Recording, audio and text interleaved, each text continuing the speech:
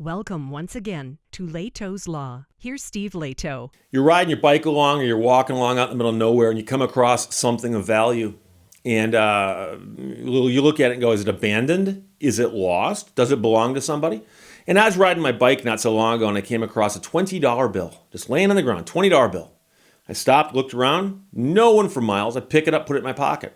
I'm pretty certain that the person who lost that 20 is not going to come back and go, hey, I put it right there for safekeeping. Where's my 20? But there's other things where the question gets a little trickier based on what it is. So Phil sent me a story out of jhnewsandguide.com, JH being Jackson Hole. This is out west. Helicopter pilot charged with theft after snowmobile removal. Came across a couple sleds, as they say, out in the middle of nowhere and thought, hey, they're abandoned. So he plans to plead not guilty because he believed the sleds sitting in a national forest were abandoned. That's what he thought. So Kate Reddy wrote the story about a local helicopter tour company owner who is facing a felony theft charge after allegedly removing two snowmobiles from the local national forest there. The person who owned the snowmobiles had mechanical problems late last winter with a couple of snowmobiles. He had to abandon the sleds temporarily on April 2nd after they broke down about 3 miles east of the trailhead, and this is apparently close to his house. So he told the whole story to the sheriff's deputies back in December and said what was happening, and said I had to leave these because they broke down, but I was going to come back and get them. According to court documents, he told deputies he made several attempts to try to remove the snowmobiles. He tried renting snowmobiles to try to somehow tow them out, but was unsuccessful because of the time of the year. He contacted the U.S. Forest Service to gain a helicopter permit to have them flown out because apparently that's something that you could do. And this had occurred to other people also. But you would need a permit to do that.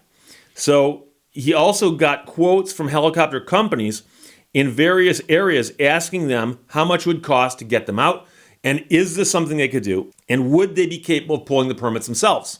And so he was shopping around trying to figure this stuff out.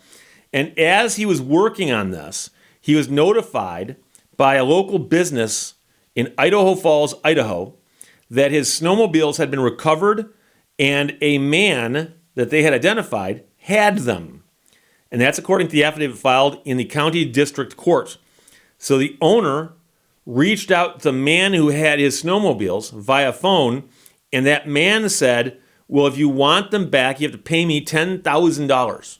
And that's not a direct quote. I'm paraphrasing it because the sentence is much longer, and the meat of it was, you want them back $10,000. It's going to cost you $10,000. So the sales employee who called the owner said that he had run the VINs, the vehicle identification numbers, on the snowmobiles after someone came in and said how much these worth. So the guy's going to run the VIN, presumably, because that way you can tell, make and model and so on. But you can also figure out if they're stolen or not.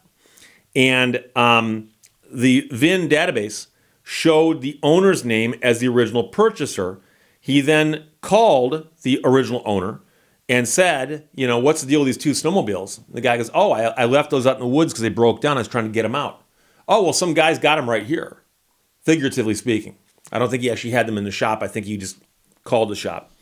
So the owner said that over the course of the phone call, the man who had the snowmobiles dropped the price from $10,000 to $4,000.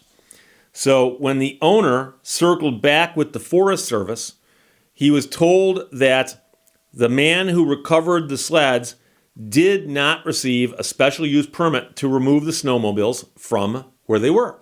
So that's the interesting thing. What was protecting those snowmobiles was that to get them out legally would require somebody getting a permit, which would then put you on notice that it's happening, and you'd also be able to find out later who did it.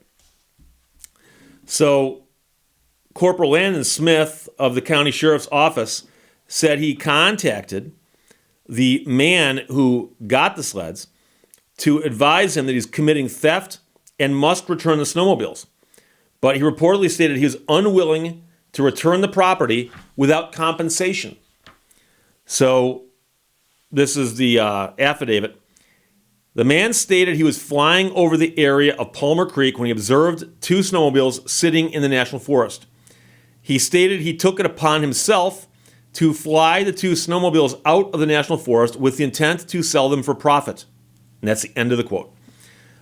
Meanwhile, they advised the guy who got the snowmobiles that if he wanted to, he could file a civil suit against the man who owns them in an attempt to be reimbursed for his time and efforts, but that's a real big question mark, because the fact that he made the statement and said, yeah, I recovered them and hope to sell them, makes it look like he wasn't doing it out of the goodness of his heart.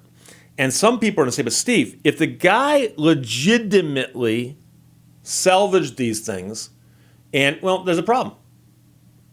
There's a permit required. You didn't pull the permit.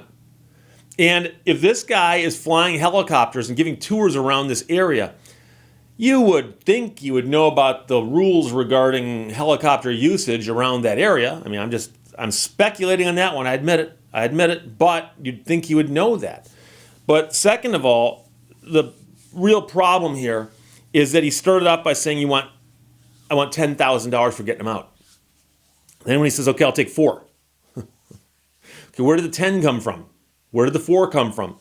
And I'd like to know what the other estimates were that were given for removing the sleds from the forest, and almost also how much would that permit have cost.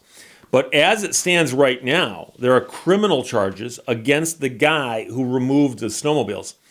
And potentially they're saying that he could sue the owner to get paid for this. Now, I don't know what the law is in that state, but I can tell you that in Michigan, if somebody steals something that belongs to you, you can sue them for the value of what they stole, and you can also ask for treble damages. It is 3 times the damages under a statute called MCL 629-19A. That's not the name, that's a citation of it. And it says specifically if someone steals what you own or converts it to their own use, you can sue them. And that's what you can get. So that's where you really have to think twice about trying to sue the owner for the recovery costs, because he could decide to sue you for the value of what you stole. And you might say, but Steve, I suspect he's gotten his sleds back now that the police have gotten involved. Yeah, and I've mentioned this before, that if you steal something from somebody, and I'm giving a hypothetical here, if you steal something from somebody and then give it back to them, that doesn't undo everything. They can still sue you for when you stole it. And you say, but they got it back. Yeah, we'll use that to diminish some of what you owe them. Because if they get treble damages and they got back what they owned, that's only single damages. And it might seem weird, but we want to discourage theft in our society. That's why these laws exist. So this is a strange one. But like I said, and again, I'm reading between the lines on this one, but there was a permit that would have been required to pull these things out of there legally. That's what everyone seems to be saying. And I would guess that somebody who operates a helicopter in that area, assuming they do it legally and assuming they know what they're doing, would have known that also. And so obviously the guy who owns the sleds had shopped around trying to get them out some way. And yeah, they were out there for a while. But everybody knows that you look at the snowmobile, it's going to have a number on the side, some kind of license number, and you can find out who owns it.